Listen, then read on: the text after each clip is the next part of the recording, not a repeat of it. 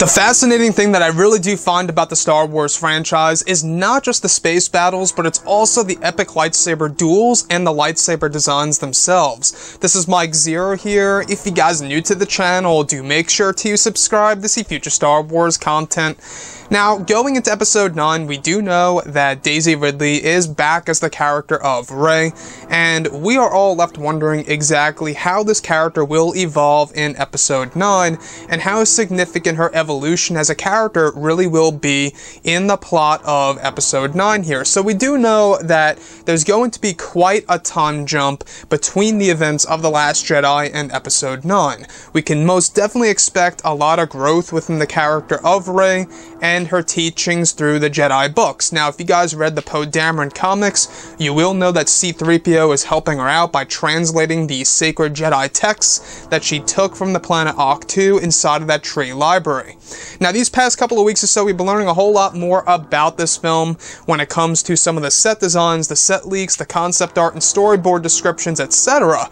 One of which specifically has all to do with Rey's new lightsaber design. Specifically, a description of Rey in front of Kylo Ren, inside of a hangar bay full of starfighters, wielding a double-bladed lightsaber. The hilt is silver and mimics the design of blends between Kenobi's and Anakin's. One blade is red while the other is green. However, the red blade is shorter in length than the green blade, which could have a meaning to her fighting style, perhaps. There is a black vertical switch on the side of the hilt with a metallic flap similar to Anakin's on the other end.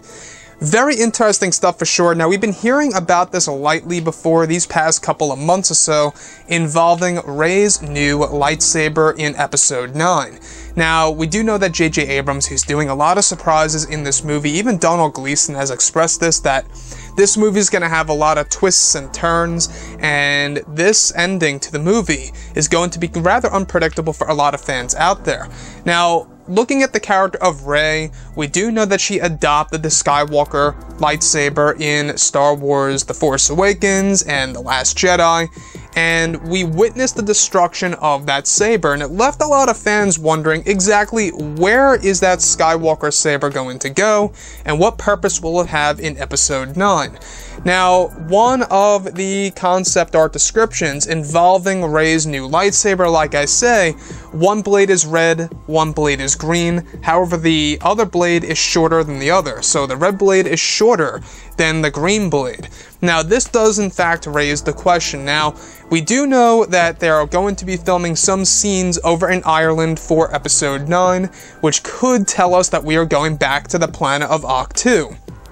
And if we are going back to the planet Ahch-To, why would Rey be going there? Well, perhaps she's going there to gather more of Luke Skywalker's belongings. We do know that inside of his main hut on that planet, on that First Jedi Temple territory, we do know that in his hut, he has a lot of ancient artifacts, some Sith relics here and there. If you guys actually read The Art of the Last Jedi, they even had a concept in which Luke would be visited by a Sith ghost. But looking past all of this, we do know that Luke Skywalker has a red Kyber crystal necklace that once belonged to the Jedi Crusaders. Now, in Legends, the Jedi Crusaders were a group of people based in the Old Republic era.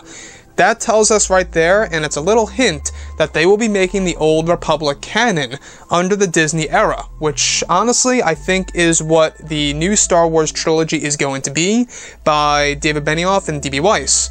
Now, with the character of Rey, alright, my theory is that as to why her lightsaber design in concept would be red and green is because perhaps maybe she finds Luke Skywalker's green lightsaber and also comes across that red Kyber crystal necklace inside of Luke's hut, takes and extracts both crystals and puts them into her staff somehow, some way, creating a double-sided lightsaber, alright? A double-bladed lightsaber. And you know what? To me, it would be rather poetic.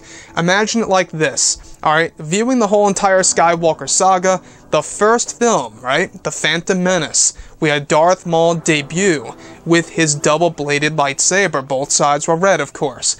Why not end the Skywalker saga with yet another double-bladed lightsaber that now belongs to one of our heroes, that of course being Rey? I think it would be a poetic route for sure to have the first film of the Skywalker saga having a double blade as well as the last film of this saga. I think it's the perfect way to go. But with the character of Rey, does she really need a double-bladed lightsaber? Well, I don't know if it's really all about her needing it.